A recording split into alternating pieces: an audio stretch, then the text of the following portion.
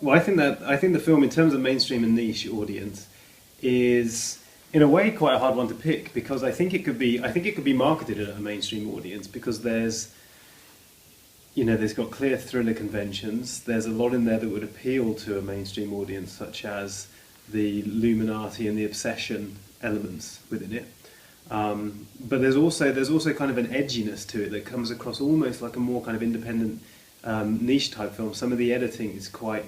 quick and juttery, for want of a better word, and that suggests to me a film that is, in terms of the techniques, isn't as conventional perhaps as the subject matter might be. So it might be narratively, it might be a more challenging film for some audiences. Therefore, perhaps it's actually going to be more successful with a niche audience, although it's very much got the potential of being marketed at a mainstream audience, which from a filmmaker's point of view would be a good thing to do for budget.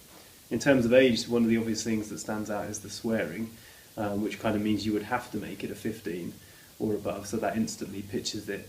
at an audience of that age or older. But regardless of that, I think it would be suited to an older audience anyway, without wanting to patronise or insult sort of teenagers. I think, again, because of the narrative being quite quick and not as obvious as perhaps like a mainstream Hollywood film aimed at a teenager would be,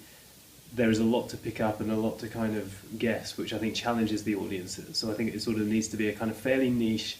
discerning, older audience, but I think they also need to be fans of that kind of a genre film, because it's very much a sort of mystery thriller film.